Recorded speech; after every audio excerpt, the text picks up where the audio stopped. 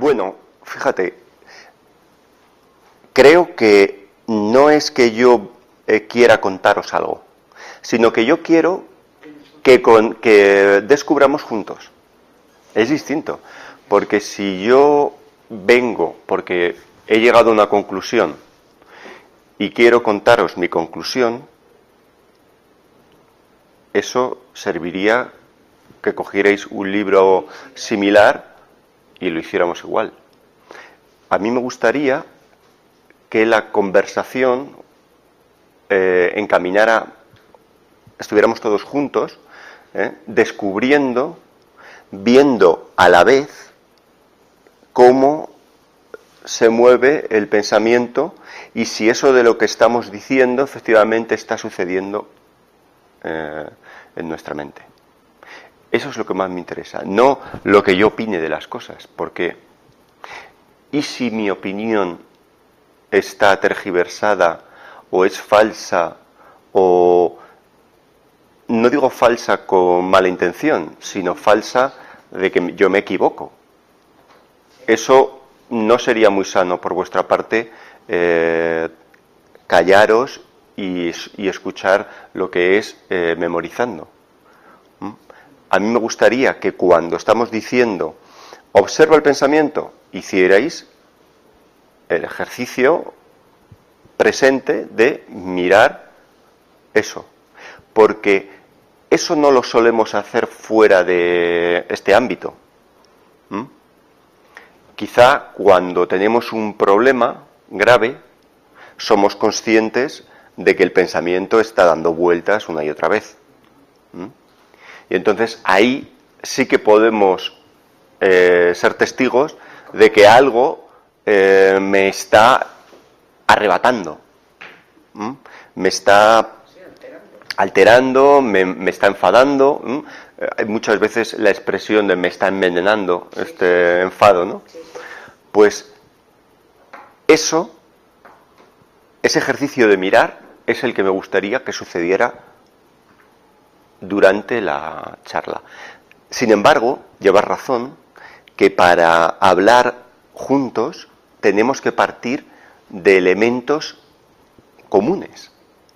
El otro día, cuando estábamos hablando en la otra clase de la palabra realidad, quizá yo empecé utilizándola con un término, o con un sentido, perdón, y había gente que lo utilizaba con otro sentido. Entonces eso daba pie a confusiones entre nosotros y era difícil hacer este descubrimiento en común. Entonces, por eso intento ir muy despacio e ir sin opinión, sino yendo solamente a ir a ver si eso está sucediendo o no, como un hecho. Igual que podemos estar de acuerdo, independientemente del cómo le afecte a cada uno, esta tarde estamos de acuerdo que aún es de día, ¿vale? Eso es básico, es sencillo de estar de acuerdo. Pues ese punto básico, sencillo, desde el que partir, es el que me importa que logremos unificar de alguna manera. Porque si no, cada uno va a estar observando la clase desde su propia película y su propia interpretación, y al final saldrá de aquí con una cosa distinta a lo que a lo mejor hemos intentado explicar o referirnos. Se participa poco. Quizá. Y muchas veces tengo la impresión de que, y es lógico y lícito, y es normal, que cuando uno escucha a otra persona hablar, rápidamente tu propio cerebro te trae de la memoria tu opinión sobre aquello. Y si tu opinión es distinta a lo que está diciendo esa persona, puede que haya incluso un bloqueo, y lo que sucede en tu mente es una pequeña discusión sobre lo que le dirías si te atrevieras a hablar. o si pudieras hablar personalmente o explicar tu idea. Y entonces, de esa manera, seguimos sin comprender juntos o descubrir juntos o caminar juntos.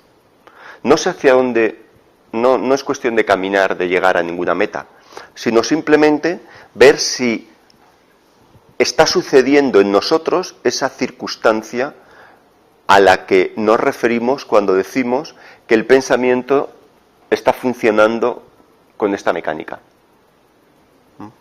Eso es lo que más me interesa. Porque mi opinión, pues yo personalmente no me considero de ninguna manera más o menos que cualquiera de vosotros.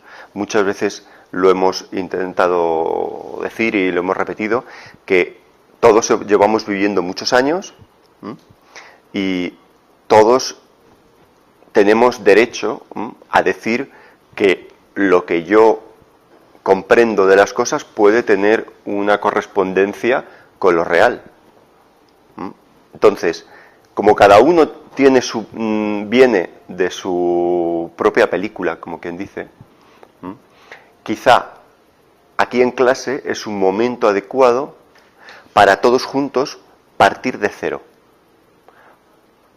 ¿Cómo se hace eso? ¿Cuántas veces hemos dicho cómo escucha una madre a veces las opiniones y las conductas de los hijos? La madre que ya ha pasado por muchos aspectos en su vida, contiene cierta comprensión de cómo funciona la vida, no te digo toda, y no te digo siempre todas las madres, pero no es cierto que a veces uno puede leer entre líneas, y aunque una persona le esté diciendo una opinión que sabes que no se corresponde con la realidad, tú no discutes porque sabes desde dónde la otra persona está hablando. Tú ya has pasado por eso, sabes que ahora lo está viendo de esta manera, y tú tienes la paciencia, tienes la compasión, de alguna manera, no compasión de pena, sino el que tú compartes la situación desde la que él está. Tú sí te estás relacionando con su actitud y su sentimiento en ese momento. Entonces, ese es lo más sobre todo porque es que fuera no se suele hacer así. Siempre que hablamos con familiares, con amigos, con parejas, es muy difícil ponernos sin opiniones, a ver qué es lo que está sucediendo. Es muy difícil porque generalmente la gente se relaciona siempre desde una situación de negocio, de negociar, de yo te he dado esto, tú me tienes que dar esto, yo me comporto así bien contigo, entonces tú me debes no sé cuánto. Siempre hay ese toma y daca, esa gestión de más y menos. Entonces, no es el toma y daca, sino que se expone una cosa y hay manera de afrontarla de diferente manera. Pero sucede que a veces, la gente, cuando hablas con ellos, enseguida te dicen, ay, yo pienso esto. Sí. Y entonces, ¿con qué estamos tratando? Estamos tratando con lo que piensa. Pero no estamos diciendo, vamos a ver esto. No. Uno ya dice que lo ha visto y lo considera tan válido que no lo descubre junto con la persona. Quizá uno dice, no hay tiempo. En la vida real no. En la vida real no hay tiempo, no se hace así. No se practica. Por eso digo, aquí en clase vamos a intentar ver si eso se puede practicar. Porque como fuera no se practica, uno ya tiene muy sabidas sus opiniones y entonces esas opiniones parece que saltan como un cepo de estos para un roedor. En cuanto... También, está claro. Porque es lógico que si yo estoy hablando de unas cosas que a lo mejor vosotros las veis de otra manera, uno reaccione y diga, yo lo veo de otra manera. Pero, antes de verlo, de decir que uno lo ve desde otra manera, están los pasos previos que vamos dando despacito, por los que todos tenemos que ir caminando juntos. En el momento en el que alguien no camina junto, entonces a lo mejor ese puede decir, yo lo veo de otra manera. Ya estoy diciendo mi opinión. Mi memoria reacciona, encuentra algo que no... da igual. Encuentra algo que no considera cierto y entonces, suelta. Lo bonito de la comunicación, efectivamente, es permitirnos la posibilidad de ver algo que nos suceda a todos como ser humano en este momento. Sí, sin tener nada predeterminado, ¿no? Eso es. Claro. Desde que el ser humano nace, lo hemos dicho muchas veces, se le educa, se le enseñan unas pautas, un lenguaje, unos signos comunes, unos símbolos, unos gestos, una forma de vivir. Eso es indiscutible. A cada uno, esa forma de vivir la va a apropiar, la va a hacer suya de una manera particular, porque está viviendo desde un punto de vista único en sí mismo. Hemos puesto muchas veces el ejemplo de dos niños a la hora de comer. Si uno está comiendo de espaldas a la ventana, va a tener una experiencia distinta del niño que está comiendo frente a la ventana. Quizá el niño que come frente a la ventana puede incluso distraerse un poco de su comida porque está sucediendo, pasan sin problemas, está sucediendo algo fuera, en la calle, que le distrae. Y el que está de espaldas a la ventana, imagínate siempre, porque yo recuerdo, y seguro que vosotros recordaréis, que en vuestra casa, aunque eso variaba, generalmente a la hora de comer todo el mundo se sentaba en su sitio. Más o menos, eso podía variar, está claro, y variaba con el tiempo. Pero generalmente uno estaba mucho tiempo en el mismo sitio. Eso implica que tú estás teniendo el punto de vista sobre ese escenario siempre el mismo. Y de alguna manera, no variar eso, efectivamente está limitando tu conocimiento del entorno. Entonces, hasta ahí más o menos estamos de acuerdo, ¿no? El ser humano vive con toda esta acumulación de experiencias, de recuerdos, de conocimiento, de educación. Cuando tiene que enfrentarse a una nueva situación, va con todo eso. Quizá no tanto cuando es niño, pero cuando pasan los años y va siendo adulto, toda esa gran mochila que hemos dicho muchas veces, ¿no? La mochila que uno carga, está filtrando mi interpretación y mi relación con lo real, con la situación, ¿vale? Vamos a dejarlo ahí. Hasta ahí más o menos estamos de acuerdo. La clase de hoy más o menos habla sobre meditación y libertad. Muchas veces hemos hablado de meditación, hemos dicho la importancia. No sé si alguno de vosotros, de manera personal, se ha enfrentado alguna vez a la posibilidad de descubrir qué es eso de la meditación. Uno mismo. Tú. Sí, pero yo he hecho varias diferentes técnicas. Claro. La cuestión es... Pero sin embargo, la que creo que es, después de muchos años de hacer meditación, lo que se entiende por meditación, de vaciar el pensamiento y todo eso, me he dado cuenta de una de las cosas que tú dices, que es el estar atento a todo, a cada cosa. Es una manera de meditar. estar consciente de lo que haces en cualquier momento. Claro, efectivamente hay muchas técnicas, muchas escuelas, muchas tradiciones, religiones, que basan gran parte de su filosofía en la importancia de la meditación. Ahora en Occidente esas técnicas están siendo adoptadas por psicólogos, por terapeutas, están siendo observadas ya con una importancia fuerte en filósofos, ¿no? Intelectuales, lo que se llama pensadores y todo esto, ¿no?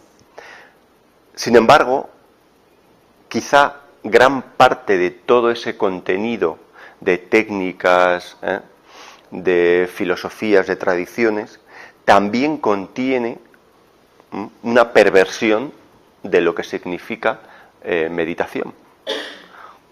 Entonces, yo os puedo decir qué importante es la meditación y a lo mejor me podéis creer, pero eso no tendría ningún valor. Si uno me cree, pues está siendo seducido por una idea que a su manera de interpretar el mundo le parece adecuada, incluso bonita. Pero eso no tiene ningún valor para mí, porque eso significaría que, bueno, pues me habéis creído. Eso no es aprender. Sí. Acabo de buscar, por curiosidad, qué significa meditar en el Sí, sí. RAE, y justamente es todo lo contrario a lo que ha dicho Belinda. Ya. O sea, según la RAE dice que es aplicar pensamiento, o sea, con profunda atención sobre una cosa, discurrir tal, y sin embargo la meditación...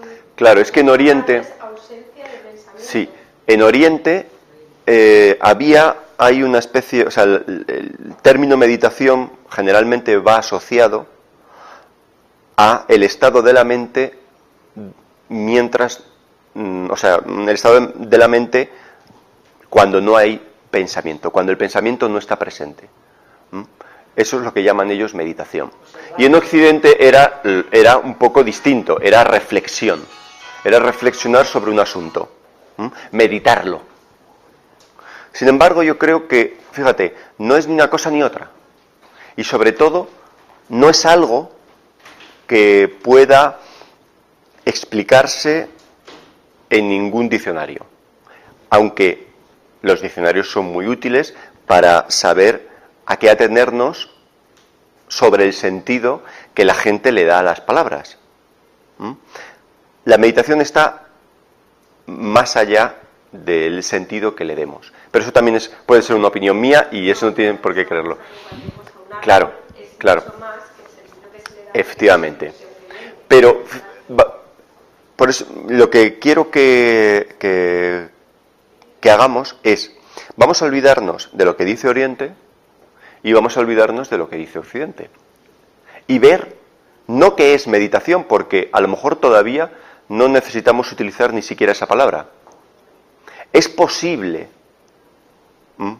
ya que estoy viendo como un hecho que no es mi opinión, que los seres humanos, al cargar con esa mochila de recuerdos, esa mochila de recuerdos de conocimiento, les hace finalmente a lo largo de su vida comportarse de una manera específica, rutinaria, y de alguna manera limitada y dirigida. Eso lo estamos viendo como un hecho. ¿Cuándo ese hecho es susceptible de ser cuestionado? Cuando ese hecho a algunas personas les duele. Hay personas que han tenido una situación en su infancia, su adolescencia, o han perdido un hijo en la madurez, y eso les ha hecho tanto daño que se ha fortalecido ese recuerdo, y ese recuerdo les impide vivir los años posteriores de una manera más sana o de una manera más feliz, porque el recuerdo es tan fuerte y está tan implícito en su vida diaria que les modifica su capacidad de disfrutar de la vida. Entonces, como vemos que esa mochila, esos recuerdos, ese conocimiento, esa personalidad, ¿no? Esa imagen de uno mismo, está limitando mi disfrute de la vida, voy a plantearme si es posible que exista una solución a esto. Esa meditación en su día sí estuvo bien entendida, pero como ocurre siempre, la gente que va después de las personas que enseñan por primera vez eso, ya no están en la misma comprensión que las personas que generaron esa enseñanza. Entonces, de alguna manera y sin querer, se corrompe el término y solamente queda el ideal, la práctica, el considerar que si yo practico todos los días, llego a conseguir aquel estado de lucidez serena y pacífica que tenía la persona que explicó esto. No es cuestión de práctica, porque si uno practica intentando frenar los pensamientos, que es algo natural en el ser humano, no solo natural, sino maravilloso. Yo no cuestiono la belleza que tiene la imaginación y las capacidades, las cualidades que tiene la imaginación. Es maravilloso. La cantidad de libros escritos, la cantidad de películas maravillosas, pinturas, música.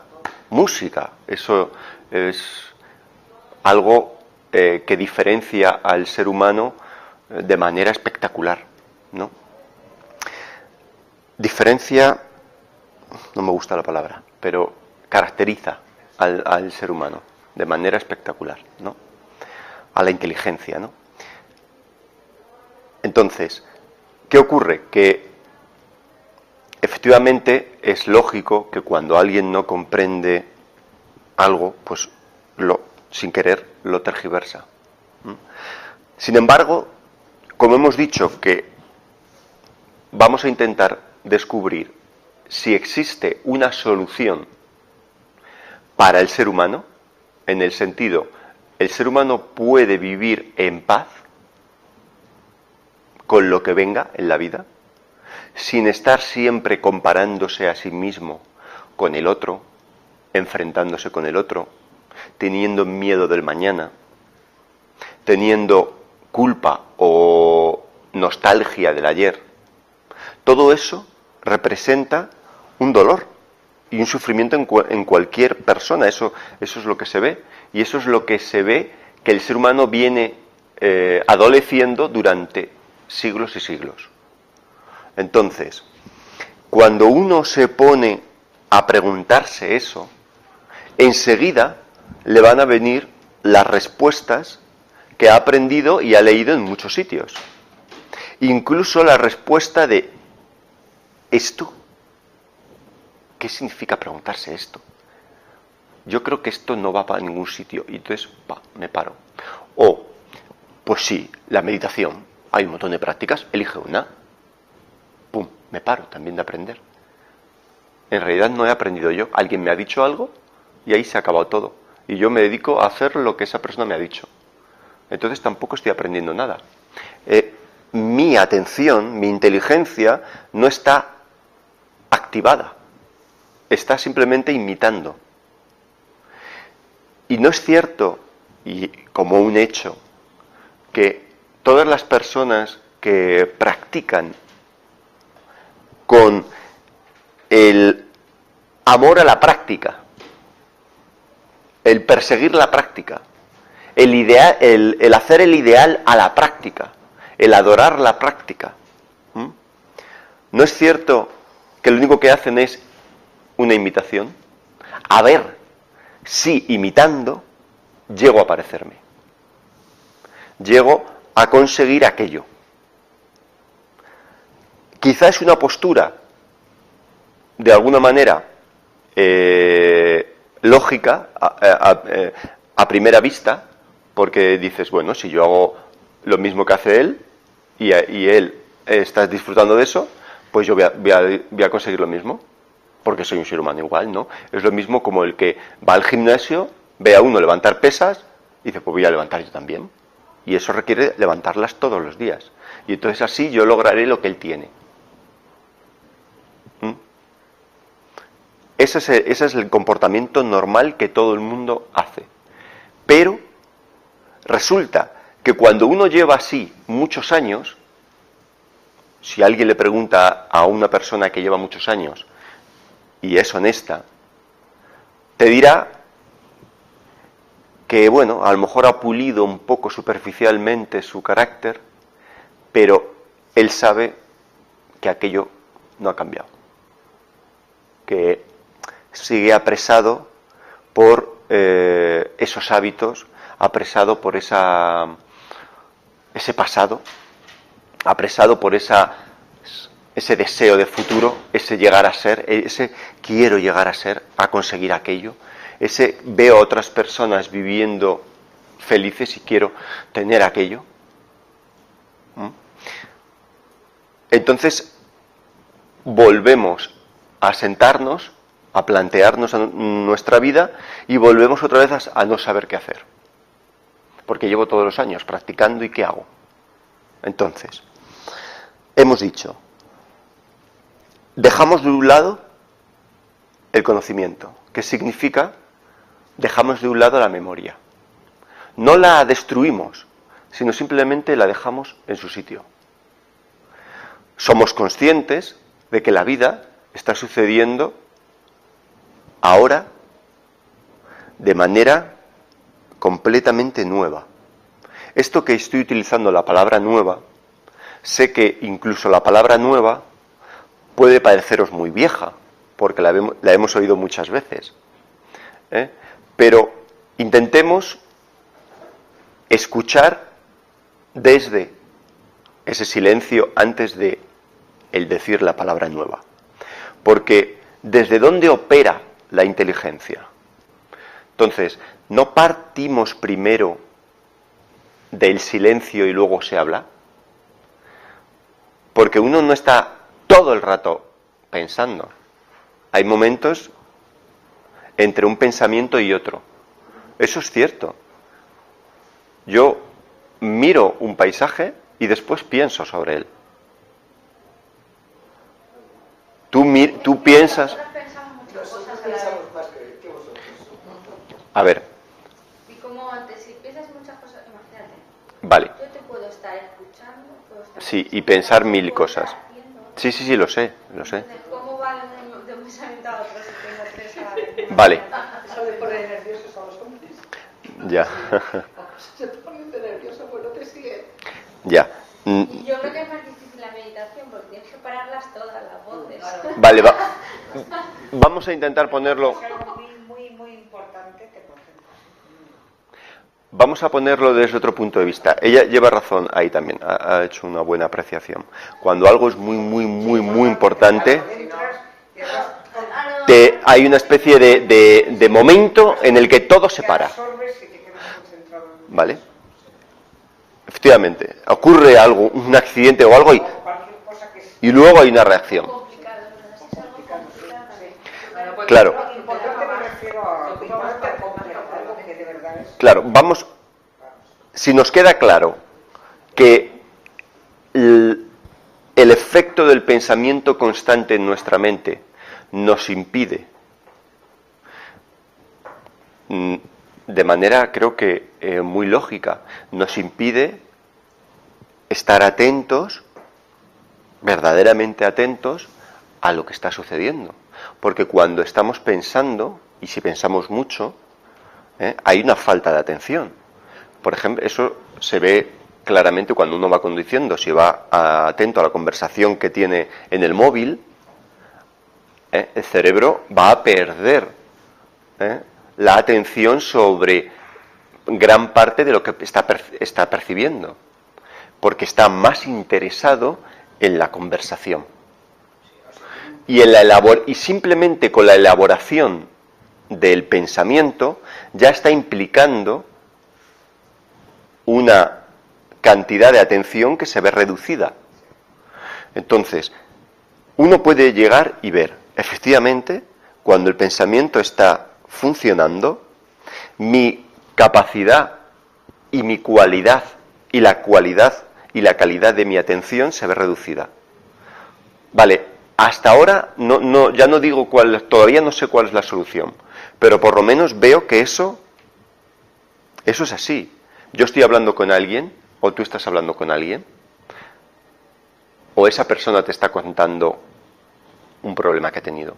Si tú estás pensando en otra cosa, tienes que decirla, para, que no te estaba escuchando. Y a lo mejor sí estás escuchando, pero al no prestar atención, lo que escuchas no lo entiendes ni lo comprendes. Es a eso a lo que me refiero. ¿Cuántas cosas del entorno y de las personas que están relacionándose con nosotros no entendemos y se nos escapan al estar constantemente dando vueltas a algo en la cabeza? Mucho, mucho. Puede que nos parezca claro, muy normal esta actitud de nosotros estar pensando siempre y nunca lo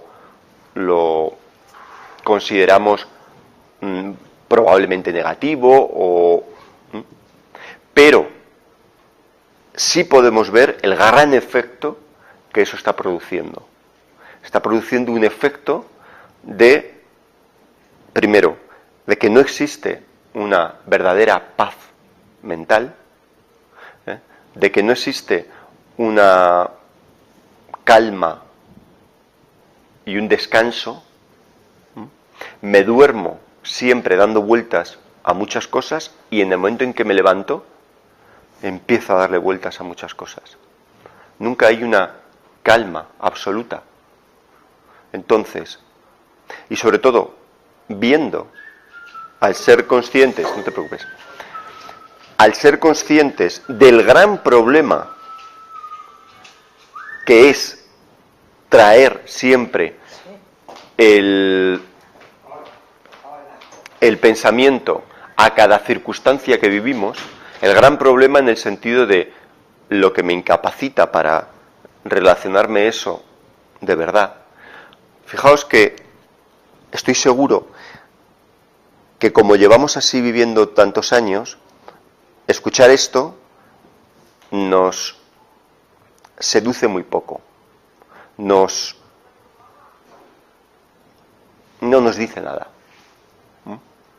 Que me diga alguien que para relacionarme con otra persona no tiene que estar presente el pensamiento, pues bueno, si tengo la suerte de que ocurra, pero es que tampoco me dice nada lo que me estás diciendo. ¿Y qué? Sí, pues ya sé yo, para relacionarme con las personas me importan otras cosas, no eso del pensamiento. ¿Qué tendrá que ver? ¿No es verdad que esto ocurre muchas veces? Si tengo un problema, es que me pongo a hablar y entonces según estoy hablando, lo que esté hablando, de repente me sale una ramita que tiene que ver con eso, pero luego otra y al final no sé qué es lo que estaba hablando. Y me pongo a atacar a los nervios, sobre todo si me dan la llamada de atención de qué me está pasando. Claro, eso es un ejemplo que tú misma por lo menos estás dándote cuenta. No me estoy dando cuenta, pero no sé cómo remediarlo. Pero fíjate, has dicho una cosa muy interesante. No sé cómo remediarlo. La cuestión no es remediarlo. Eso sucede porque uno se identifica con lo que está pensando, porque cree útil que la información que te está trayendo el cerebro es la adecuada para tratar con eso que ahora está sucediendo. ¿Verdad? Sí, eso es No, explicación. claro, esa es un poco la explicación. Esa explica. Claro, pero cuando uno jamás ha cuestionado la verdadera utilidad que tiene el pensamiento para algo que está sucediendo nuevo, pues por supuesto lo utiliza. Pero si yo te digo, ¿has cuestionado alguna vez si el pensamiento es verdaderamente útil para todo en la vida? ¿O solamente es útil para determinadas cosas? Dime. Pues no lo sé, yo lo veo más que nada como irremediable porque yo lo tengo ahí. Vale. Si la cuestión no es que sea irremediable, eso ya es un juicio que tú has sacado de la circunstancia. Hasta ahora ha sido irremediable. Si yo te digo, plantéate de verdad, cuestionarte si el pensamiento es verdaderamente útil para todo. ¿Hay algo sobre lo que podrías confirmar de que no es útil? Yo creo que debería ser más selectivo, pero a ver cómo lo hago. O sea, más selectivo porque tienes que aprovechar, o sea, no sé, que yo creo que me disperso mucho.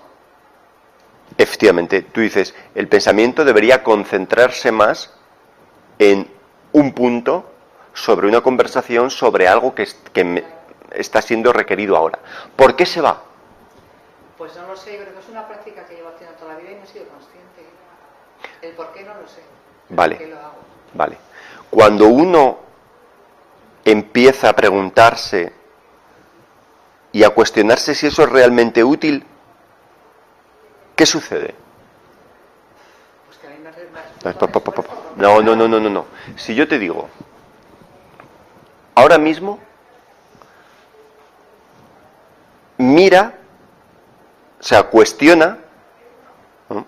Intenta descubrir la utilidad de eso. Míralo, mira el pensamiento cómo se va. ¿Desde dónde miras? No miras desde el pensamiento. Tú miras desde el silencio.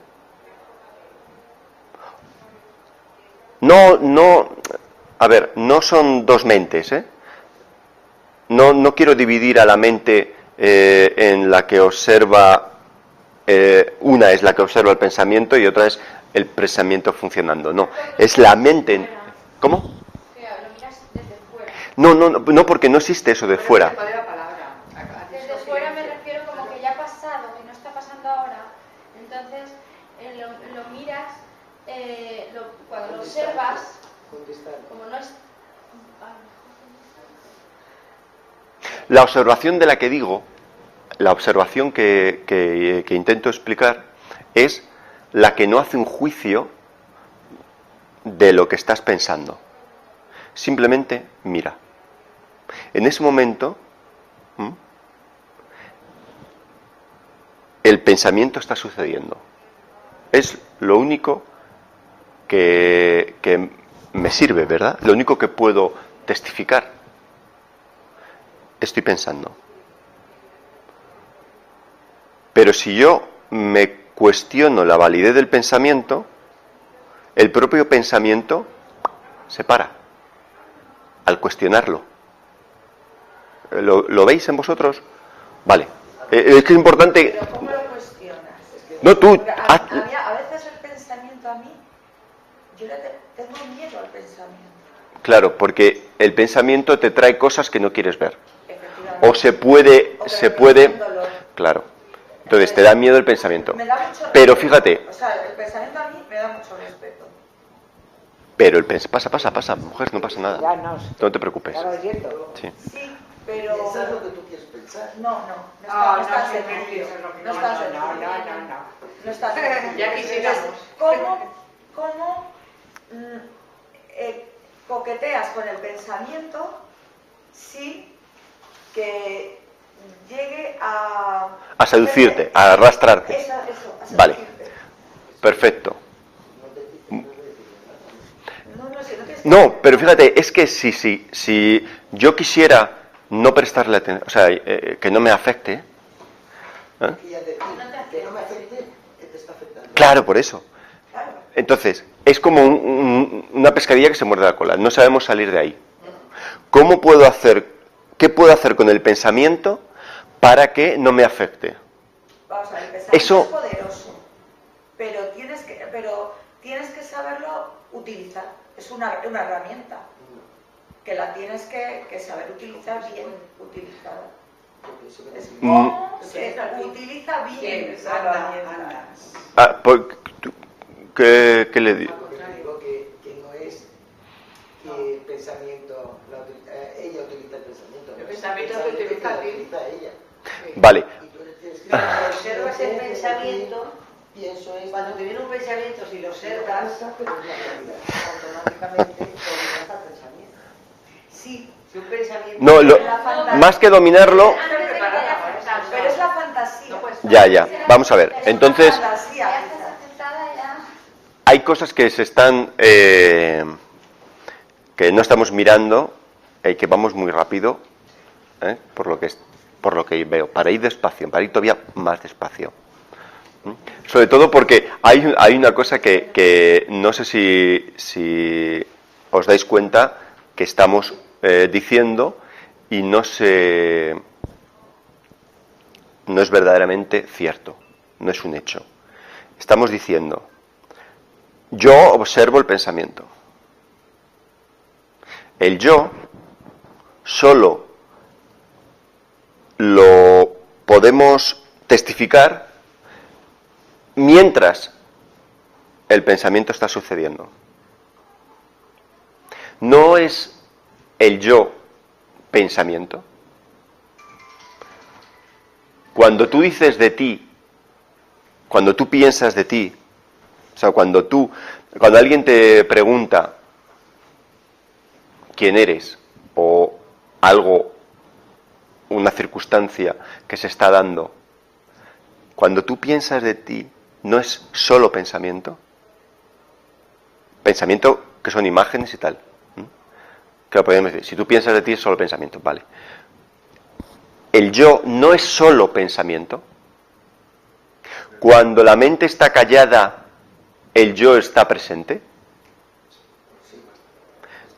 No siempre. No, vamos a ver. No digo que, cuando digo el yo, no estoy diciendo el cuerpo, No digo. Claro. Fijaos, es muy interesante, Cuando yo sé, o sea, cuando yo digo de mí, o cuando... Me manifiesto yo.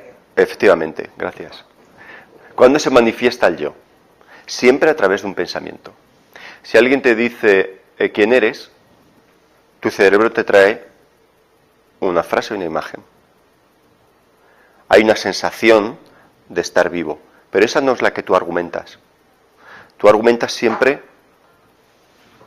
viene una frase, una imagen, un recuerdo, una creencia, una identificación, que es conocimiento, es pensamiento. Cuando el pensamiento no se está dando, ese yo, que es conocimiento y tal, no está. Y de hecho, te vas al campo o cualquier sitio, siempre digo el campo, ¿vale? Aquí mismo. Si yo no estoy pensando nada de mí, si yo no tengo ningún interés, o sea, si el yo no está presente, no se está manifestando a través de mis deseos, de lo que yo quiero, mis recuerdos, si yo no tengo ningún interés en nada y en este momento no hay ningún pensamiento sobre esta circunstancia, no hay un yo mediando. Eso no quiere decir que otro diga, estás aquí, vale. Eso no vamos con eso. No es el yo corporal del que estoy hablando. No es tu cuerpo al que estoy negando. Estoy negando, estoy viendo que es un hecho que cuando el pensamiento no está presente, todo lo que contiene el yo tampoco. Ese es más efectivo. ¿Cómo? Vale. Dime qué cosa está presente. Sí. Cuando salgo a la montaña, llega un momento en que los pensamientos no están. Y sí que me identifico porque hay otra serie de cosas, léanse mis emociones, léanse... Eso es después. Después piensas sobre lo que estás sintiendo. entonces otra vez el yo está manifestándose. No, que sin pensarlo, simplemente por el hecho de ir ascendiendo cualquier cosa, cuando llega un momento en que rompes con todo, que te entiendo que parte de la meditación, lo consigues y sí que te estás dando cuenta. Sí, pero una cosa es que haya testificación y otra cosa es que haya un testigo que observa algo. Sí, pero ese propio testigo que eres tú mismo, si tú no tienes que interpretarlo con palabras y demás, sí que estás identificando ese yo. Si no hay palabras, fíjate, perdona, no estoy intentando negar, estoy intentando que veamos el... ¿Cómo? Sí, claro que sí. Mira, yo voy subiendo por la montaña. Veo todo el espectáculo maravilloso. Bueno, tengo una sensación sobre esa circunstancia. Debido a la relación, tengo una experiencia. La experiencia la siento, ¿verdad? Y rápidamente digo, estoy teniendo esta experiencia. No, pero ya has añadido, yo no añado nada. Si no añades nada, Javi, no hay nada más que la montaña. ¿Qué te dice que estás tú andando por la montaña? Sino el pensamiento que divide y fracciona y te dices tú a un lado y la montaña a otro. Hay un ejemplo muy claro, cuando en estas películas de mucha acción y demás, que llega el superhéroe y ya llega a un estado tan límite, y ves a cámara lenta, súper lenta, cómo le cae el sudor, cómo le cae la gota y demás, eso llegas a verlo y llegas a sentirlo. Y ahí no defines absolutamente nada. Y eso eres tú. Dime, ¿dónde está la división entre tú y eso? Es que no hay para mí. Entonces, si no la hay, no hay un yo en un mundo. Es que ¿cómo defines un yo? No. Perdón, no estoy diciendo no. Las corregide no quiere decirlo. Pero ¿has visto cómo me doy cuenta? No quiere decirlo, estamos diciendo. La cuestión es muy obvia y vale mucho tu ejemplo. Pero es que ahí no está el yo. El yo está después que dice estoy en la montaña. No, pero porque como estás sintiendo, yo es que lo siento con él según lo hago. Lo sé. Eso estás sintiendo en la montaña. El sentimiento va acorde con la circunstancia de la montaña, ¿verdad? Entra dentro de la relación completa. No hay distancia entre la montaña y tú. Está dentro de esa unidad que a veces hablas, Sí. ¿vale? Que es como todo, que es un conjunto. Sí, pero vamos a olvidarnos de la palabra conjunto. O yo. Lo que no, perdona. Quizá es más adecuada la palabra no distancia.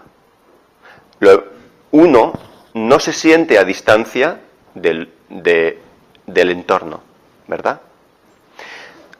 Después dices, no me siento a distancia del entorno. Pero cuando no te sientes a distancia del entorno previamente, no hay un yo no sintiéndose a distancia. Como no hay distancia... Sí, claro que sientes. No es que sientas tú, sino hay sentimiento.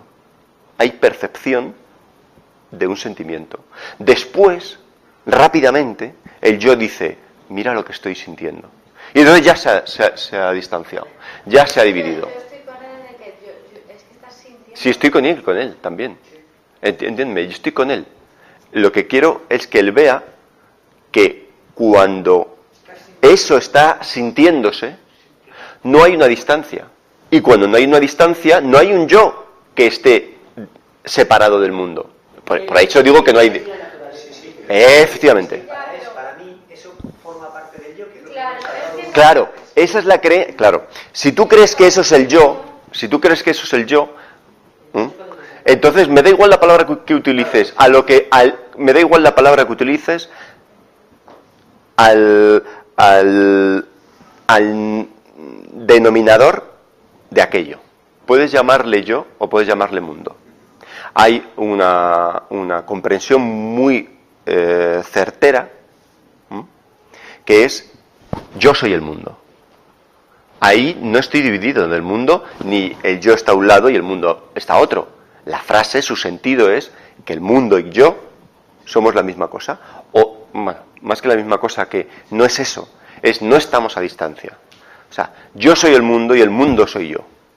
Esto que puede parecer absurdo e ilógico, Sucede cuando uno, por ejemplo, está en ese entorno natural, la mente está acallada, o sea, está en paz, no pacificada, sino está en paz. Y esos momentos tan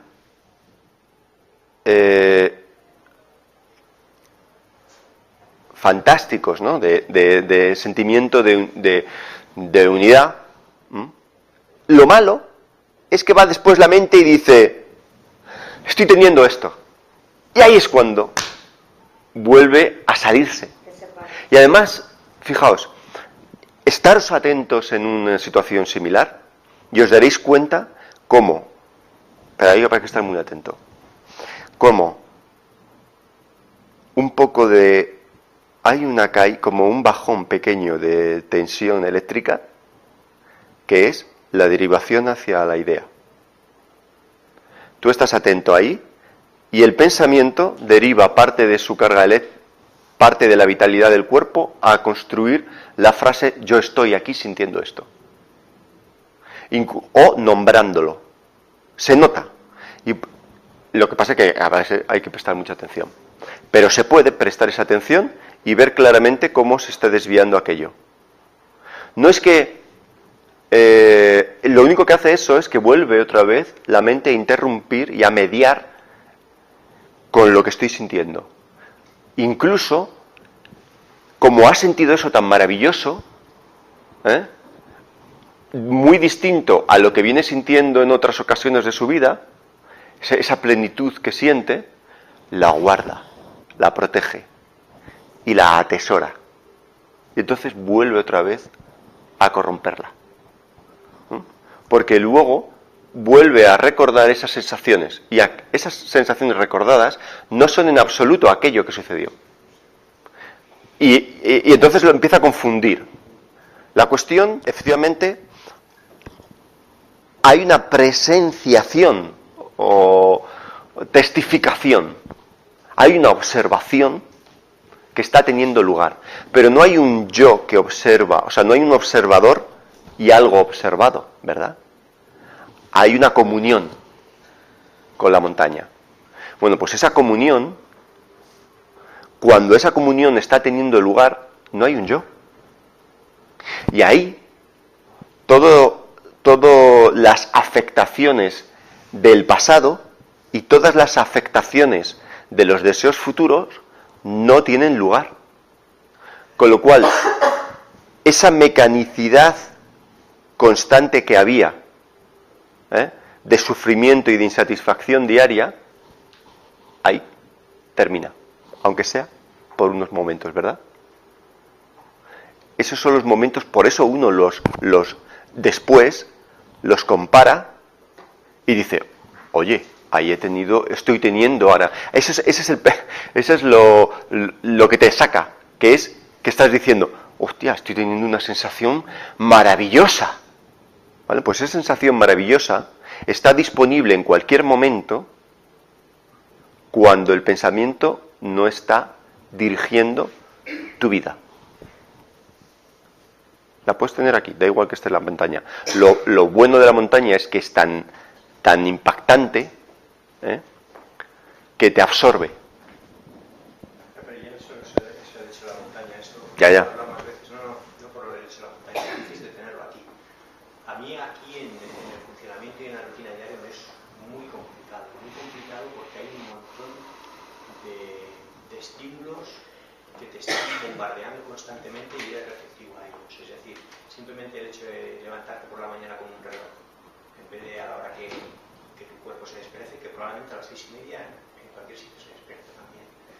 El hecho de tener que estar cronometrando para ver si llegas al trabajo, el hecho de tener que coger un transporte público, el hecho de que los comentarios con los compañeros del trabajo, o sea, hay una serie de bombardeos que para tener ese estado que dices tú, que puedes encontrar luego cuando vas a la montaña, a la playa, haciendo música, lo que quieras, para mí me supone tal desgaste que es que muchas veces intento renunciar a ello, porque si me dedico a conseguirlo... Es que no es una cuestión de esa, ¿ves? ¿Ves? O sea, lo intento expresar más o menos como... Ya lo sé, vale. Si intento conseguirlo, me produce un desgaste que probablemente no me compense, me compensa más hacerlo de la otra forma. hacerlo de vez en cuando. Hacerlo de vez en cuando, o a través de la meditación, o a través de montaña, o escaparme, o lo que sea. Que es una práctica, en la ¿no? vida diaria, con tanto estímulo, ya le digo, tú puedes hacer una vida diaria en el que quites estímulos, y si quitas esos estímulos, eres más propenso a alcanzar ese estado. Para mí, de la otra forma, me resulta complicadísimo. Ya. ¿Qué es lo que te atrapa? O sea, ¿qué es lo que hace que te atrapes en la circunstancia de la vida diaria? ¿Es lo que tienes que hacer? No es lo que tengo que hacer, porque yo por la mañana me levanto contento, me voy a trabajar y disfruto. ¿Cuándo te empieza a atrapar aquello? Pues cuando empieza ya... O sea, ¿cuándo te saca de tu relación natural? Pues lo que te comento, cuando tú estás, tu vida diaria, que si suena el teléfono, que si problema por aquí, que si resuelve esto, que si sucede esto, que si jefe, que si... Vale. No monotonía, la vida diaria. Ya solamente el hecho de tener que ir a trabajar, que no es... No es lo que tú deseas. Claro, a mí ya me incomoda. Vale. Sí. Mira, hay días que si no tengo que ir a trabajar, me madrugo más, me levanto mejor, que solo de pensar que no tengo Por que supuesto. ir, al pensar que tengo que ir, me da más pereza hasta de quedarme en la cama o de cualquier cosa. En el pensar que tienes que ir, va implícito toda la significación que tiene el trabajo en tu vida, ¿verdad? Sí, yo trabajo porque me Ya, pagan. claro, pero, fíjate, cuando uno resta importancia al trabajo que tiene que hacer porque te pagan, está restándole importancia también a lo que te permite el dinero que te dan.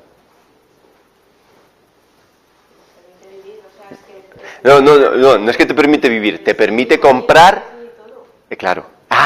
Entonces, fíjate, a que cuando te levantas solamente uno ve o siente lo que no le gusta. No, porque eso sería... No, caemos otra vez en el pensamiento. No, yo lo que me refiero es que hay cosas que se tienen que comprender también de lo que uno hace. Uno tiene que ver la totalidad del asunto, no solo la parte que le disgusta. Dentro de la totalidad del asunto es un gran valor poder ser independiente económicamente, o por lo menos dentro de los límites que por ahora el trabajo o la circunstancia mía me está permitiendo. Porque hay otras personas que efectivamente no tienen acceso a eso y a lo mejor, aunque el trabajo no les gustase, el hecho de que vieran lo que el dinero del trabajo les puede proporcionar, les haría levantarse a la hora que fuera. Yo sé, escucha, no critico tu relación ni tu sensación con eso. Solo quiero juntarlo con lo que Javi estaba diciendo de cómo te atrapan, que tú lo has dicho perfectamente. ¿Cuándo un pensamiento te atrapa?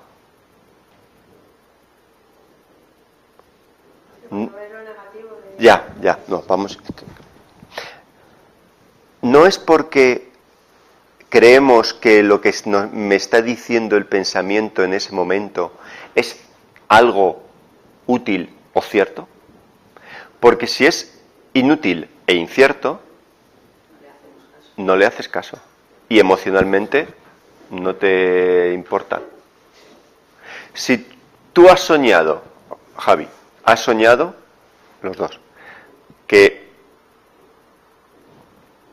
tenéis una cuestión de trabajo súper urgente con un estrés tremendo, ¿vale? Y durante todo el sueño es como una pesadilla. Os despertáis. Es domingo o sábado por la mañana. Sois conscientes de que eso que habéis estado soñando no es más que un sueño. A que no seguís emocionalmente atrapados por el proyecto que tenéis que entregar o por el trabajo que tenéis que entregar? El del sueño. ¿Cuándo se calma? Porque durante el sueño la emoción estaba arrebatada por la circunstancia. Os despertáis y sois conscientes de que no hay certidumbre, no hay verdad en el sueño. Y entonces la emoción y el pensamiento sobre aquello para. Y vais a otra cosa. Eso es así. Entonces, ¿cuándo nos atrapan los pensamientos rutinarios diarios? Cuando para nosotros el pensamiento tiene valor. Tiene valor como cierto, como real. Pero tú eres consciente de eso cuando te paras, es decir, cuando lo miras. Si no te paras y vas con el funcionamiento Por supuesto, de la vida diaria, por supuesto. al final caes en lo que caemos Por supuesto, todos. por supuesto. Por eso te estoy diciendo, para. Claro, pero para parar no es automático. Se necesita un proceso de decaimiento. No. Que es... No. Para mí Tú, imposible. ya. Vamos, No, tú has visto que todo el sueño no es más que un sueño. Y entonces paras. No vas parando durante la mañana hasta que ya te olvidas del sueño. No, te has dado cuenta rápidamente. Sí, pero necesitas una progresión de eso, como descarga de estímulos. Por ejemplo, tú vas andando por la calle y cruzas una esquina, ves una cosa reptando por el suelo y pegas un brinco. Creías que era una serpiente. Miras y es una cuerda. Este ejemplo se ha utilizado muchas veces. Siento repetirlo. Al principio hay miedo, la emoción se ha producido porque el cerebro considera que es cierto que era una serpiente. En cuanto miras y ves que es una cuerda, haces... La emoción va unida a lo que el cerebro considera como cierto. O sea, no, perdón, el cerebro no. La inteligencia. Todo te dice que es cierto, vas detrás de ello. Con la emoción, con el corazón. Aquello sabes que no es cierto y entonces no te atrapa. Sí, creo que... Una vez que estás metido en el día a día, tienes que hacer ese esfuerzo, no esfuerzo, o una tarea más, de decir, me paro. Y considero... Por supuesto, ya es una cosa por supuesto. más, No, claro. Tienes que hacer, tienes que... Por supuesto, eso está... Entonces ahí, ¿cuándo saldría sola? Fíjate, creemos... No creéis que estoy siendo serio en el sentido de seriedad. Pero es que creemos que lo que estamos... Hago la pregunta. ¿Creemos que lo que estamos hablando aquí es una tontería y un truco para lidiar nuestro día a día mejor? No, lo que pasa es que, por ejemplo, o sea, yo lo que creo es... O esto...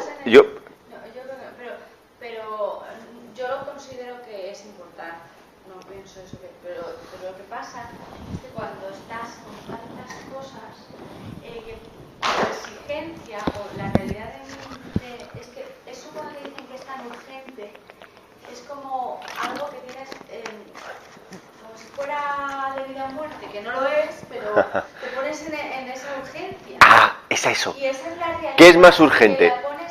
Que pones esa urgencia que te Ahora. ponen a ti, según te lo estás diciendo, lo estás viendo tan urgente y tan... Cierto. Tendrías que verlo como realmente es. Vale. Que es una tarea más de tus urgencias de todos tus días de tu vida. Y relativizar esa urgencia, que no vas a morir en el intento. ¿Cómo se relativiza esa urgencia? No, claro. ¿Cómo se relativiza? Que no es relativizar, que no es una cuestión de análisis racional, ni una cuestión de volver otra vez a un razonamiento. ¿Es más importante para ti el trabajo o lo que significa vivir? Es así, es la vida. Pero el caso es que, o sea, hay técnicas que pueden funcionar. Una cosa no es que sea parte de la otra. No digo que no sea parte de la que es necesario trabajar Cuidado, no lo sé, pero en la circunstancia en la que estamos implicados, occidentalmente, un mundo en el que todo cuesta, yo necesito trabajar para comprar comida. Eso no quiere decir que yo confunda el tema trabajo con el tema vida. Pero el corazón sí lo hace cuando estás arrebatado por la urgencia de ciertas cosas. A ver, yo lo que quiero decir es que yo tengo técnicas que no son de nadie, sino de como yo vivo tan, supongo que todos, por lo que hay técnicas que cuando te llaman con una urgencia utilizo, que no sé si sirven o no, pero a mí a veces sí. El caso es que cuando alguien me llama tan urgente y con esa voz, esa fuerza, cuando tú hablas muy despacio, haces que se transmite al otro, a ver qué tal, y ya se calma un poco. Sigue siendo tan urgente. Por supuesto. Pero es que esa actitud se transmite el sentimiento de urgencia. Perfecto. Entonces tú no te lo sientas como verdad de tu cerebro que dice esto es real, tan urgente, sino también una persona te lo está contando y se transmiten los sentimientos de urgencia. Lo estás viendo. Por supuesto. Laura, entonces fíjate, me encanta el ejemplo. Dime, ese ejercicio que tú has aprendido y que lo pones en práctica cuando una persona te llama, no es el resultado de una persona, o sea, una voz pacificada y calmada y bajita y despacio, no es producto de una mente. No. Calla, espérate que no he terminado, por favor. Espera que no he terminado. No he terminado. Lo sé, por favor. Lo sé. Escucha, si sé, estoy de acuerdo con lo. No, por favor. ¿Cómo se ha llegado a la conclusión la gente que ha cogido ha visto a otras personas que realmente están en paz, y el sentimiento honesto de paz desde el que uno coge el teléfono? Imagínate que uno no siente esos problemas y le llama a otro con muchos problemas, pero el que coge el teléfono, el que está sin problemas, sabe por qué está sin problemas y desde dónde, o sea, comprende toda la circunstancia vital. El otro le llama con urgencia, él le va a responder desde el estado en el que está, que es pacífico.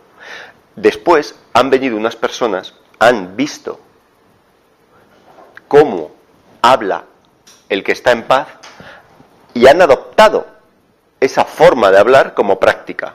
Entonces, lo han escrito en un libro, por ejemplo, y otro lo lee y dice, cuando alguien llame así, yo voy a imitar el estado del que está en paz. Y entonces, efectivamente, funciona. Pero, ahí no hay solución de nada.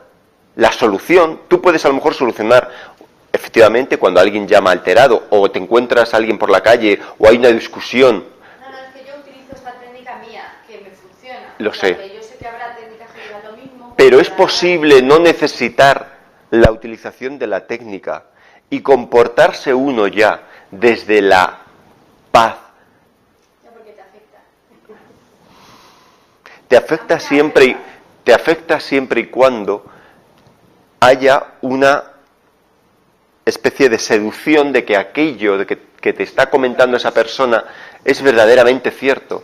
Si a ti te llega un niño y te dice, que mira, sobre algo que sabes que es falso, tú no te pones en la actitud del niño.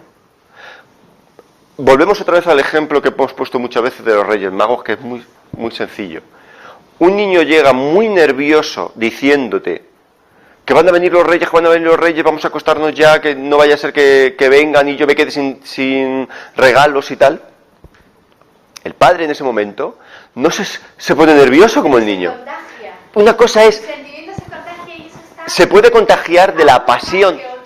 Pero incluso en ese momento es que te contagia un niño. Aunque sea mentira y tú lo sepas, fíjate, y te contagia. No, la ilusión. Te puede contagiar. Te puede contagiar la emoción. Sí, pero la pasión que él pone. Pero no la ansiedad que tiene él. El sufrimiento que está teniendo por el problema que él siente. A ti lo que te gusta y lo que te apasiona y lo que te emociona es que tu hijo se ilusione tanto. Y le ves ilusionado. Porque tú crees que está viviendo algo maravilloso. ¿Vale? Que es ese mundo fantástico del que viven los niños. ¿Vale? Que no sé si es fantástico o no. El tema es... Y además... es que esto lo ve cada uno en su propia vida. Cuando tú crees que algo es cierto, cuando algo es importante para ti como cierto, es cuando tú pones el sentimiento en ello. Uno pasa de lo que no le es importante o cierto para él. Si a ti es... no lo sé, hay miles de ejemplos. Cualquier cosa que a ti te arrastre emocionalmente es porque hay algo de certidumbre, crees que hay algo de certidumbre en eso, en ese juicio. Ya, pero es que los sentimientos, yo voy a que los sentimientos se contagian porque es que es algo que no solamente me pasa a mí, sino que lo observo. Es verdad que hay a personas que le afectan más que a otras, pero yo creo que siempre se contagian. Incluso, por ejemplo, yo creo que se contagia más, o yo cuando más lo he vivido ese contagio cuando estaba con unos chicos con problemas,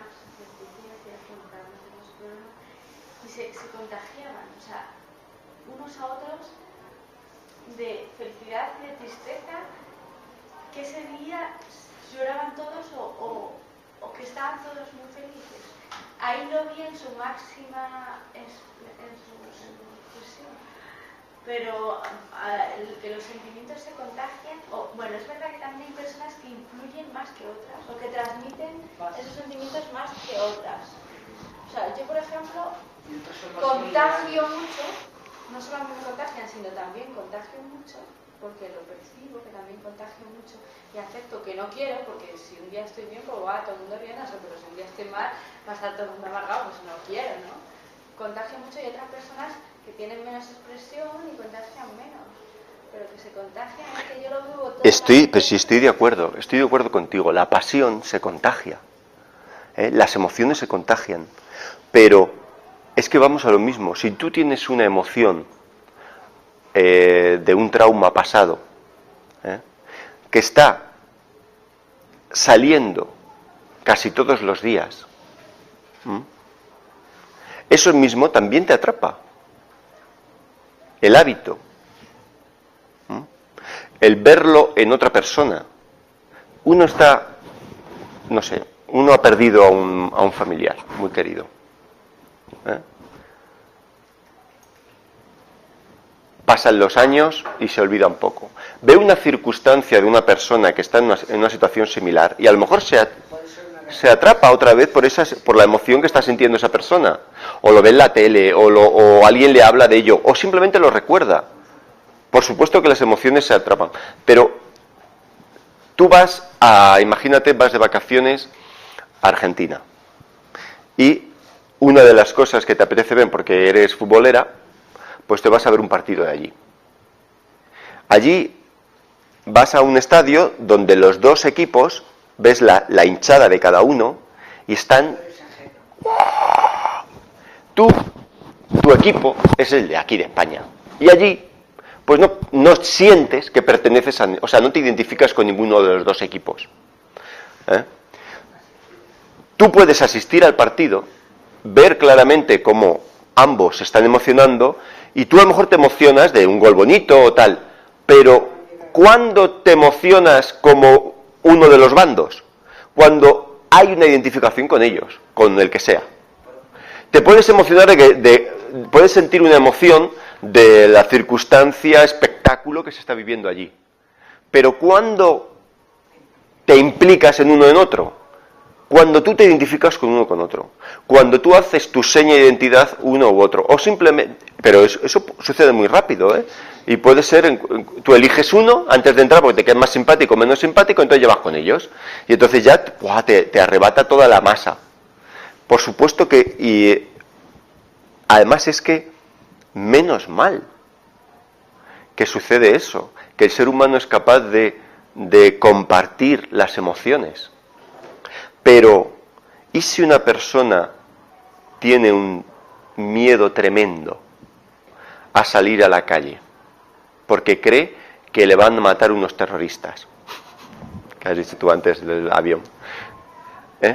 Imaginemos que estamos en esa situación.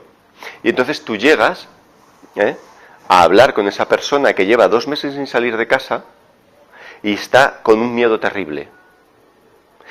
¿Quieres decir que en todo caso, o sea, siempre sin excepción, yo voy a sentir el mismo miedo que la persona simplemente porque las emociones se pegan?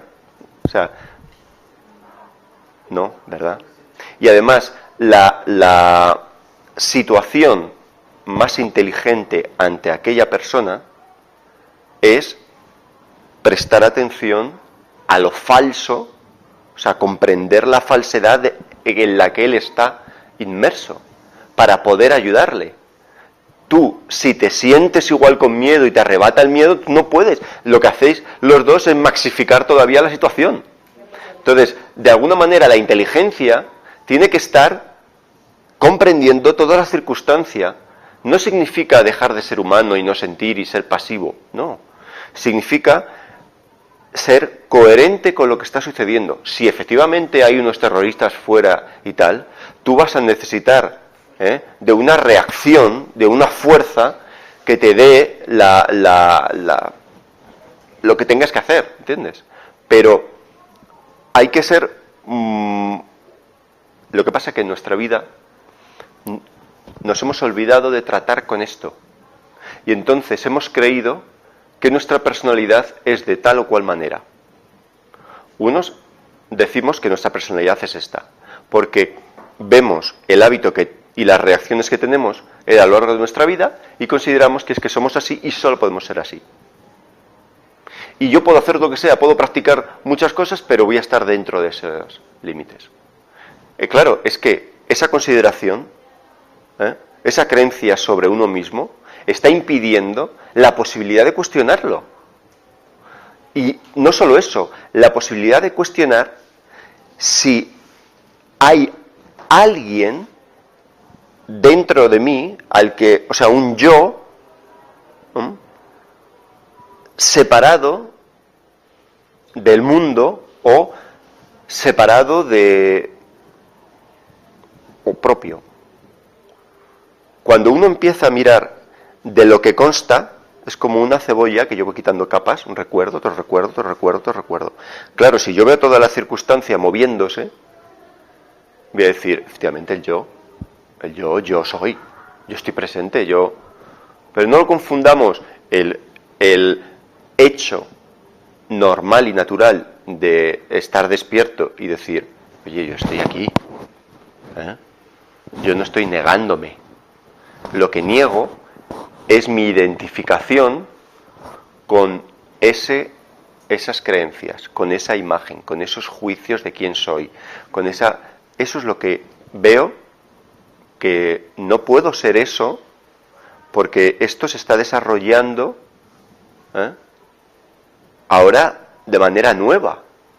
El ser humano, si nos pusiera de una manera de saber, creo yo, que podemos a cambiar de formas y de comportamiento y de todo, es cierto que si nos pusieran en un estado límite,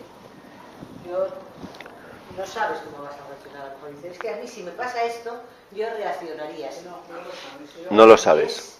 Luego, o sea, la gente cree saber que sí. La gente cree saber que sí. Pero luego cuando te ponen esa situación, te llega sorpresa. Hay situaciones menos límites que sí puedes saber más o menos cómo son tus reacciones, porque es que las sabes cómo reaccionas. Pero un accidente gordo, una notificación de algo terrible... Desde fuera, pero como te toque a ti... O todo lo contrario, o te toca la lotería. Tú a lo mejor le dices a tu mujer, yo repartiría contigo. ¿Cuántos han salido corriendo? Llegado el momento. Orson Welles, yo tengo un escrito de él que decía que dentro de un ser humano hay, la próxima vez que venga os lo traigo, decía, todos los personajes que hay dentro de... Claro, por supuesto. Hay un criminal, un villano, un romántico... Existe la posibilidad de que suceda cualquier cosa. Cualquier cosa. Si yo puedo decir, no, yo jamás mataré a nadie. Pero ahora llego a mi casa y están acuchillando a mi mujer y a lo mejor si yo estoy cerca de la cocina, cojo tu... No lo sé. ¿Eh? ¿Qué tiene que ver esto con lo de que hemos dicho de la meditación? Decírmelo ahora, por favor. 9 menos 25. 9 menos 25, voy a intentar concretar. ¿Cómo? Vale. Bueno, más o menos 20 minutos. ¿Qué tiene que ver esto con el tema que hemos dicho de la meditación y la libertad? Hemos visto que las tradiciones forman parte, tradiciones prácticas, forman parte de lo que llamamos memoria, conocimiento, cultura, educación, personalidad. Todo es el mismo mecanismo, está dentro del mismo engranaje, que es lo que desde donde después el pensamiento surge. Hemos visto que previamente al pensamiento tiene que haber una observación. Previamente a poder escuchar algo, tiene que haber un silencio, el oído tiene que estar en silencio para escuchar algo, porque si el oído contiene un ruido, no puede escuchar o se confunde al escuchar. Pero si el oído permanece en silencio, puede escuchar. La capacidad de ver tiene que estar como previa a lo visto, porque si no podría. No tiene que haber una especie de silencio, de acallamiento. Después sucede todas las acciones, suceden en el pensamiento y toda circunstancia. Pero ¿qué significa meditación? Meditación no es una práctica en la que yo intento acallar la mente. Porque habría un yo que tiene la voluntad de acallar algo. Y ahí ya estaríamos partiendo de la creencia de que existe un yo que tiene que hacer algo para mejorarse. No es cuestión de mejorarme yo, es cuestión de que veo que vengo sufriendo una frustración, una incertidumbre, un miedo, una insatisfacción de la vida. He intentado 1000 cosas, tanto yo como el resto de seres humanos, y vemos que por ahí no ha habido una solución. Entonces solo cuestiono las soluciones que hasta ahora hemos venido tomando.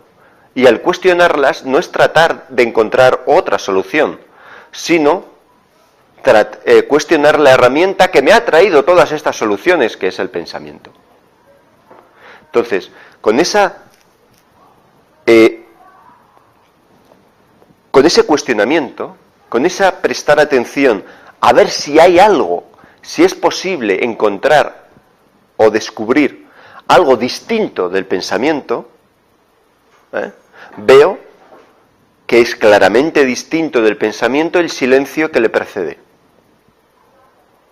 Y entonces permanezco ahí. O por lo menos descubro y comprendo la afectación que el pensamiento me produce. Fíjate, ya es distinto. Es distinta la posición del que se deja arrebatar por el pensamiento que la posición del que observa el pensamiento. No un yo que observa el pensamiento, sino observar el pensamiento. Al observar el pensamiento hay un aprendizaje o un aprender de su mecanicidad y sobre todo hay una testificación de que el pensamiento como tal tiene unas cualidades distintas a la realidad que percibo, a la realidad que se está manifestando ahora. El pensamiento siempre es algo que yo creo en mi mente, y que se solapa a mi experiencia, entra dentro de mi experiencia total, se solapa y se coloca, y yo lo veo. Eso ya es muchísimo, porque casi todas las personas se identifican con el pensamiento de tal manera que dicen que ellos son eso. Lo son mientras no lo cuestionan, por supuesto, porque se van a comportar de esa manera. Entonces ellos, porque se lo creen, entonces ellos son el pensamiento, claro, por supuesto, ellos van a ser el pensamiento mientras lo cuestionen, pero ¿y si tu pensamiento está atrapado en un hábito tremendo de dolor? Es que no voy a poder salir de ahí. Es que no puede haber solución para eso. Entonces, cuando yo observo el pensamiento, observo su mecanicidad, su naturaleza rutinaria, habitual, mecánica. Cuando observo todo eso y observo la circunstancia real que está siendo presente ahora, veo su distinción. Hago un discernimiento y digo, efectivamente el pensamiento es una herramienta muy útil porque me permite albergar imágenes y conocimiento, pero cuando veo esas imágenes, ese conocimiento y la naturaleza de todo eso y los límites que tienen todo eso, y veo que la realidad está cambiando constantemente a cada instante, que es algo vivo, Dime. Eso de que la realidad va a cambiar, o sea, a mí, con lo que parece que ahora se me ha quedado así en la cabeza, bueno, la distorsión que se me ha quedado en la cabeza es que las cosas van a venir, que da igual lo que hagas, lo que digas, lo que pienses, lo que no sé qué, que las cosas van a venir, o sea, que todo te va a venir. Por supuesto. Una posición de indefensión. A que de fuera se te arreglen las cosas o te lleguen problemas. No es pasividad. Fíjate, efectivamente es una observación, o sea, es una respuesta y una reacción muy normal ante lo que estoy diciendo. Cuando no se pone a prueba lo que estoy diciendo, cuando no se comprueba uno mismo de verdad si cuando el pensamiento cesa, existe ese vivir desde otro lado, es lógico que la reacción tuya sea, entonces, esto es una forma pasiva, yo tengo que esperar pasivamente a que me ocurra cualquier cosa. Es que yo de indefensión. De pasotismo. No, la cuestión, fíjate, ahí ellos tendría que estar imaginando de nuevo, bueno, pues mañana ocurre esto, pues paso. No es imaginarme cómo voy a estar dentro de un tiempo, es ser coherente con lo que ahora es. Es que ahora no hay otra cosa. En el momento en que yo me pongo a imaginarme qué ocurrirá mañana en la posición que tengo ahora, me estoy equivocando. Pero es que ciertamente lo que ocurra mañana está influido por lo que ocurre ahora. Por supuesto. Entonces, si ahora sigo identificándome y emocionándome, que significa motivarse, o sea, las emociones mueven a la gente, los juicios provocan emociones, las emociones mueven a la gente. Si yo hoy sigo identificándome con las creencias que van a producir esos movimientos van a ser mecánicos, porque yo aún sigo identificándome con esas creencias. Si yo no tengo identificación hacia creencia ninguna, el comportamiento no es que vaya a ser distinto, sino que va a ser acorde con lo que está sucediendo. No va a estar filtrando lo que está sucediendo. Llegará lo que tenga que llegar. Lo que llegue, lo observaré y lo trataré como nuevo. Pero es que intentar hacer esto Es que no es una cuestión de intentar como una práctica. Ahora lo tengo que intentar, porque si no, no me... Sí, pero... Ya, pero... porque ahí está primando la visión de que a lo mejor confías en mí, o por lo menos haces un intento de confiar en lo que estoy diciendo y lo llevas a cabo. Ahí te estás equivocando. No tienes que confiar en mí. Tienes que cuestionarme. Vale, quiero descubrir a ver si lo que estás diciendo es realmente verdad. Entonces, y lo que me pasa... No te pasa nada si todavía no has empezado. Sí, yo ya he intentado hacerlo. Venga, voy a observar los pensamientos. No es solo eso. Veo lo que pasa, pero juzgo, digo, he pensado esto. Claro, entonces vuelve otra vez la cuestión es que es total, mira. Por eso jamás puede ser por la práctica. Y yo voy a decir por qué. El día tiene 24 horas, ¿no? Si yo practico 2 horas, 5, me da igual, 5 de 24, significa que estoy practicando un segmento. Con lo cual, a lo largo del día he segmentado mi comportamiento, mi mente. Le he segmentado para que esté actuando de una manera en un momento y no actuando de esa manera en otro momento. ¿Qué significa? Que estoy creyendo que existe la posibilidad o que es útil, mediante el fraccionamiento, llegar a la totalidad. Pero no puede, esa manera de vivir natural sin que sea un esfuerzo, eso no se consigue mediante el hábito de hacerlo. No. No. Es fíjate. No. Cuando uno dice conseguir, está utilizando una palabra que contiene un sentido. Claro, pero si ahora no lo tienes y luego... No es que ahora no lo tengas, es que ahora, desde que te levantas, lo estás velando. ¿Velando cómo? Vale. Lo velas... Velando, No, tú no tienes que quitarlo, Inconscientemente sin hacer nada lo veo. Lo sé. La cuestión, fíjate, si tú crees... Lo sé. Si tú crees que tienes que quitarlo, significa que estás dando una creencia de realidad a aquello que está sucediendo. Está pasando, pero está pasando por una confusión. Uno se confunde a sí mismo con aquello que le ofrece el pensamiento, que es una creencia, una identificación, un personaje, una imagen, un disfraz, un yo, un llegar a ser, un he sido, toda esa imagen de lo que la gente piensa de mí, de lo que yo pienso de mí, todo eso es una imagen con la que yo me confundo, desde por la mañana. Y entonces, desde esa confusión, estoy dirigiéndome para que esa confusión, o la meta que esa confusión tiene, que es llegar a ser feliz, o llegar a ser algo, o llegar a tener aquel trabajo, o llegar a tener aquella pareja, o llegar a dejar de sufrir, todo ese dejar, toda esa entrada en el tiempo. Estoy en el ahora, absoluto, sin tiempo, y entro mentalmente en el tiempo, en el pasado y en el futuro, y dentro mi personaje empieza a vivir. Claro, pues si lo que pasa ahora es que estás ahí... No, tú estás, claro, pero la circunstancia es, alguien, claro, pero la cuestión no es salir de algo que no estás dentro. Tú de lo que estás dentro es de la confusión, no de nada.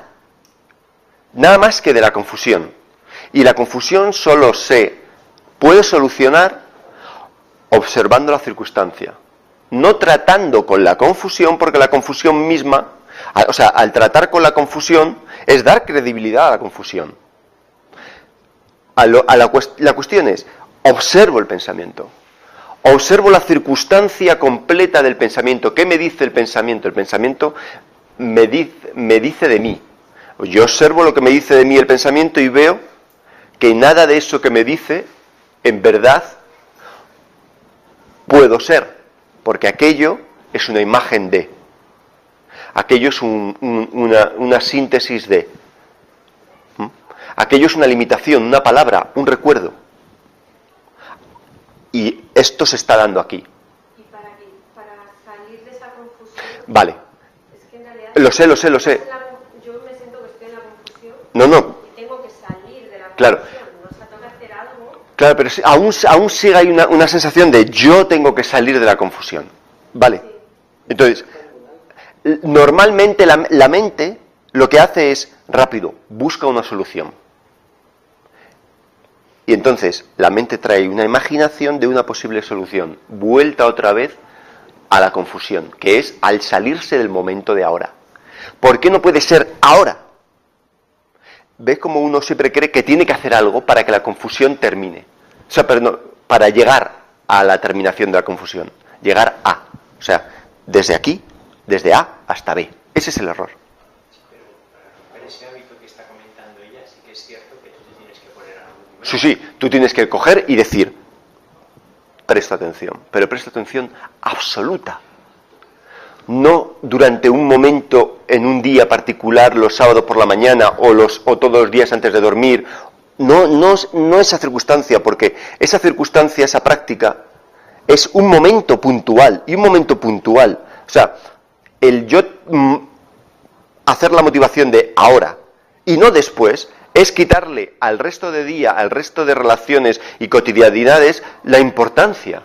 Es toda la vida. No eres así cuando naturalmente no estás aquí en el ahora, sino que estás enfrascado en lo otro.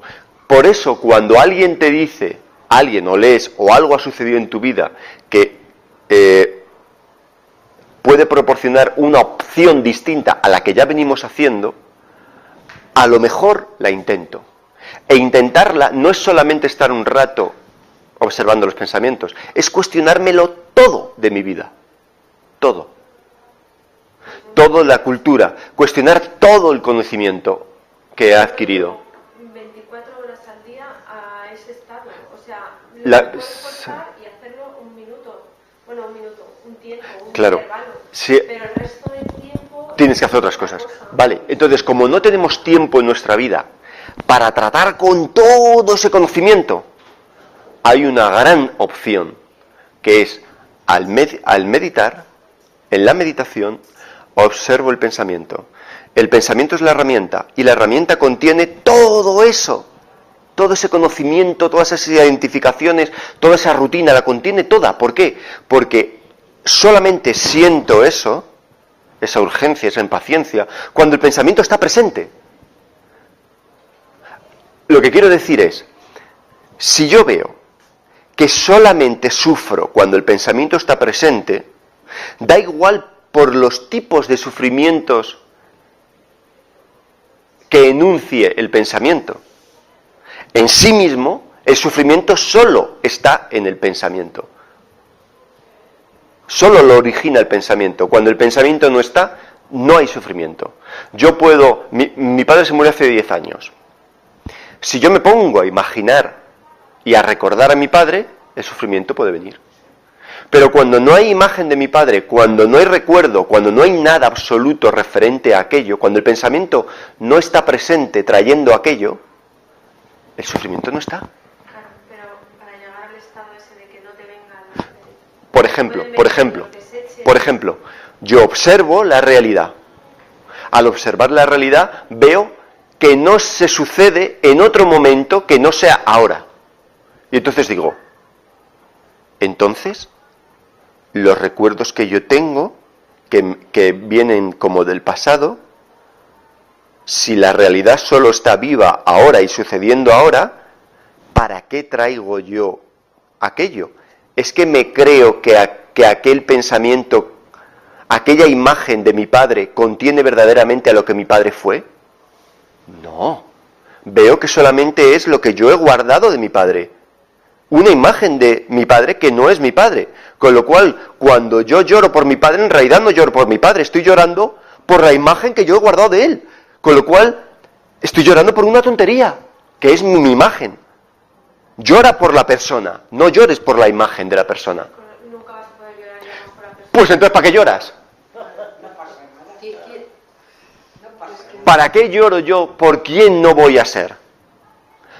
¿Por qué lloro al compararme con la vida que tiene otra persona y yo digo, quiero eso? Si no lo tengo, ¿por qué lloro? Cuando esté sucediendo, siéntelo a tope. O sea, cuando muera alguien, llora a tope. Cuando alguien te deje, llora a tope. Pero cuando ya no esté, Se acabó. Eso no quiere decir que yo sea insensible y cuando vea una foto de mi padre ya voy a rechazar todo, no. Veré los recuerdos que surgen y veré la naturaleza sintética y real y limitada que tienen. No confunda a mi padre con lo que recuerdo de mi padre. Sería además una falta de respeto. No querría a la persona si realmente solo sufro por la imagen. ¿Sabes lo que ocurre? Que cuando fallece alguien, ocurre una cosa muy curiosa. Nos damos cuenta de la importancia que tiene la vida y la importancia que tenía la persona en vida y no supimos ver. Y entonces después es un conflicto para nosotros que habernos quedado solamente con 4 momentos y no haber estado y respetando a la persona en toda su magnificencia en el momento en el que estuvo vivo. Y entonces nos consolamos con las imágenes.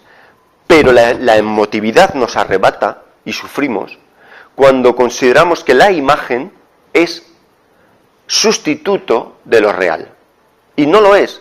Y la meditación tiene que ser como un parabrisas que lleguen los pensamientos y los limpie. Como eso no es real, fuera. Cueste lo que cueste. Y si el pensamiento yo pasa por mi mente y mi meditación lo limpia, cueste lo que cueste. ¿Qué significa? Que a lo mejor yo ya no puedo ir, si soy honesto, ya no puedo ir disfrazándome ante la gente de víctima, o de superior, o de inteligente, o de lo que quieras. Porque sabrás que todo juicio elaborado por tu pensamiento es una irrealidad. Entonces, no serás deshonesto si lo que verdaderamente respetas es lo que está vivo. Y además no lo respetas porque sea bonito respetarlo, o bueno, o moralmente correcto. No, porque es que no hay otra cosa, señores. La vida no es otra cosa. ¿Y hay alguien que viva completamente todo el día así? Es posible. Hazte tú. Mira, esa pregunta tampoco sirve para nada. Pero, te voy a decir por qué. No, porque sigue la mente. Si yo te dijera que sí, tú dirías, pues a lo mejor es posible. Y si yo te dijera que no, tú vas a decir, pues no es posible. Entonces, de las dos maneras solo vas a intentar si te digo que es posible. Yo te digo, no lo intentes porque yo te diga que es posible. Inténtalo porque llevas viendo durante toda tu vida que la manera habitual de reaccionar no ha servido para cambiar. Claro, pero es que es muy complejo porque... Claro que es complejo, es muy complejo. Creo que para empezar ahí es que lo que dices tú del punto A al B al final lo tienes que hacer porque si tú tienes un hábito de vida, un hábito de pensar, un hábito de demás, para romper con ese hábito tienes que generar, no sé si la palabra es hábito o otra cosa, que es lo que dice Pilar. Al final tú tienes que poner y sentarte. Y eso lo tienes que hacer inicialmente con un esfuerzo. No. Porque sí, inicialmente tiene que ser así, porque tú estás acostumbrado a lo otro. Pero no te esforzarás aquello que para ti es urgente. No, porque luego lo otro, cuando te has puesto y has roto, es cuando luego al final lo vas a convertir en costumbre y no te vas a poner ni... Entonces no sirve. Pero no lo vas a hacer como costumbre de simplemente ponerte. Ya, pero Javi, mira... Como necesidad. Ya, pero es distinta el movimiento que surge de una urgencia que el de un esfuerzo. Ya, pero es que para romper todo ese proceso inicial, ese proceso que llevamos 30 años... Pero mira, no lo rompas. Si aún no te arrebata la urgencia, no la rompas. O sea, no pongas el esfuerzo porque te va a frustrar. A la época, o sea, cuando nos vamos a morir y diríamos, coño, ha habido un movimiento que, o porque nadie lo ha sabido explicar o porque yo no lo he sabido descubrir, he continuado una pauta que la he llevado toda mi vida y por no hacer ese ligero hábito, ese ligero esfuerzo... Claro, por favor, Dios mío, dame ahora una hora que la haga. Esa intensidad que pone uno moribundo antes de morir, por favor, voy a enterarme, a ver si es posible, qué significa esto de vivir. Hagámosla ahora, ¿por qué no la hacemos ahora? Claro, pero yo estoy totalmente con ella. ¿Sabes por qué no la hacemos? Tienes que hacer un ligero... No. Claro, pues ¿sabes cuál es el movimiento? Es verdaderamente verlo y decir, ¿pero qué hago yo haciendo otras cosas en mis quehaceres y preocupándome por otras cosas, si esto es lo más importante de la vida? Sí, por supuesto. significa que nos está destruyendo al final. No. Sí, en muchas cosas. Porque lo estamos aplicando como etiqueta y estamos todos quedándonos guay con el aquí y el ahora y no tenemos la mayoría ni pajolera idea de qué va el aquí y el ahora. El Alberto y estos al final nos están destruyendo porque nos estamos leyendo el libro y estamos diciendo, ah, la hostia, ya lo he descubierto. ¿Quién? ¿Quién? Claro, es que la palabra aquí y ahora no tiene nada que ver con lo que lo que intenta hacer, lo que intenta referenciar. No tiene nada que ver. La palabra aquí y ahora la puede interpretar una persona en base a lo que ha vivido, a lo que cree que ha vivido aquí y ahora. Vamos a darnos un momento.